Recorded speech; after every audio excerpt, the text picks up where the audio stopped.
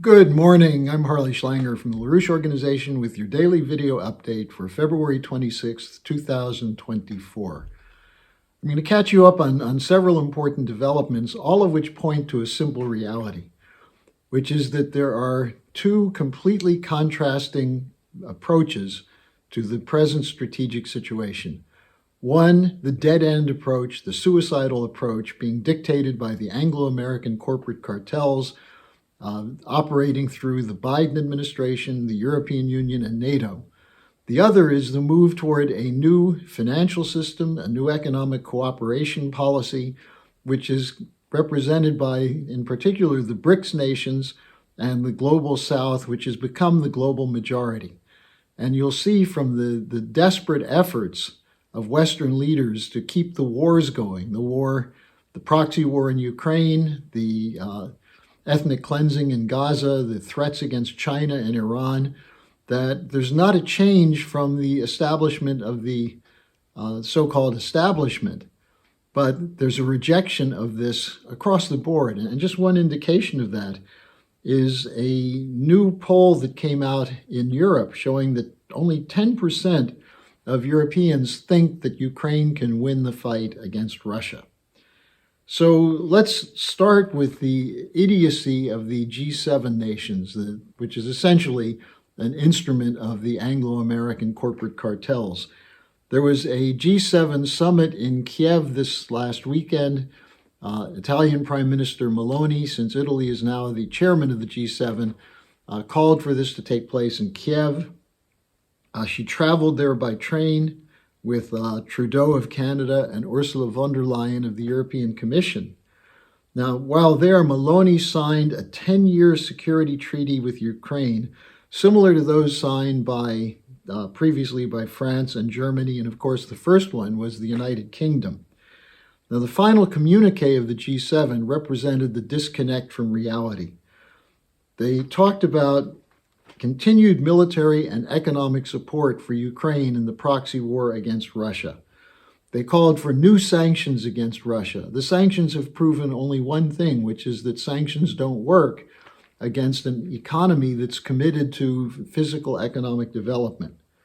They called for continued freezing of Russian assets until there's a reconstruction in Ukraine. The question remains, will they try to carry out the ultimate illegal action of taking those seized assets, over $300 billion worth, and giving them to Ukraine, since the governments of the West are hesitant to continue funding this war. They also demand that Russia cease hostilities immediately. Now, it got so extreme that Meloni, in an interview with an Italian newspaper, blamed Putin for Hamas's October 7th attack in Israel. So the Putin line coming from Western leaders is obviously a cover for their own failures. Now, meanwhile, Zelensky stuck to his line. He said Ukraine will win, Putin must be stopped. He put out what's probably a completely fraudulent report that Ukraine has only suffered 31,000 deaths in the war with Russia so far. That's hardly believable. But then he said something very significant.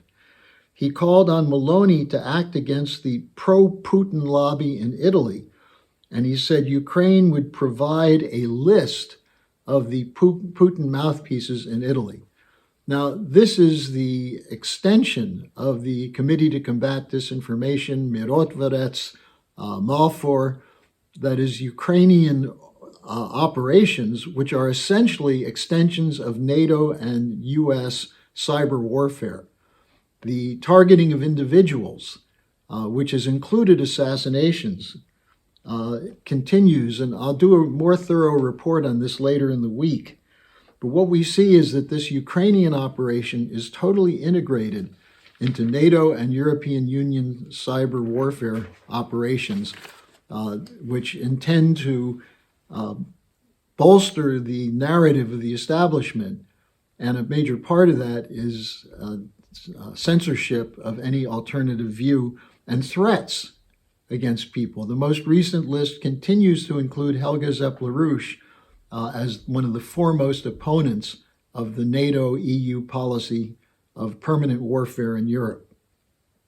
Now, in this context, let me just give you a development in the Navalny case.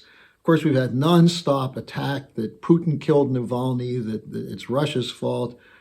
Now, what's interesting is that the attempt to portray Navalny as a hero, of course, censors the fact that Navalny was backed entirely by Anglo-American intelligence, and more importantly, that he himself was a racist, that Navalny was no great hero. He referred to the populations in the Caucasus, namely Muslim and other ethnic populations, as insects.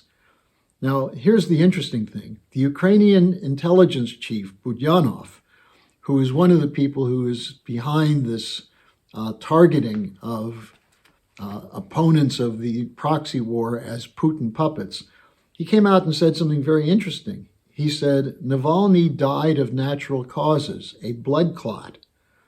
Well, if this is the case, what of the narrative that it was Putin who killed him? And why would the Ukrainians contest the line in the establishment paper? It's interesting to consider. But then let's go a step further. If there's so much support for Navalny as an opposition figure, why no voices raised against the judicial murder of Julian Assange that's underway, or the actual murder of Gonzalo Lira in a Ukrainian prison, or the targeting of LaRouche by this same apparatus over 30 years as LaRouche emerged as a spokesman for an alternative to the collapsing Western neoliberal system? So the reason these issues are not being raised is that they conflict with the support for continued war in Ukraine and Gaza. Now, in terms of the breakdown of unity in the West, the farmer protests are continuing and they're becoming more focused. They're targeting the European Union green policy and its essence in the common agricultural policy. Today, there are 1,500 tractors descending on Brussels where there's an agricultural conference underway. There's an increasing focus against the green policies and growing anger from Eastern Europe over the cheap Ukrainian agricultural exports going into their countries. The Polish farmers are blocking deliveries via highways. They're denouncing the ecological transition, which they say is destroying Polish agriculture. French farmers are protesting Ukrainian poultry shipments. And Greek farmers are out in force against the EU's common agricultural policy. So what we're seeing is a reverberation of the anti-colonial policies in the global South in networks and institutions in the West. The question is how to make this an effective movement for change. And that's the central feature of what the LaRouche organization is doing, with the Oasis Plan as a model for that.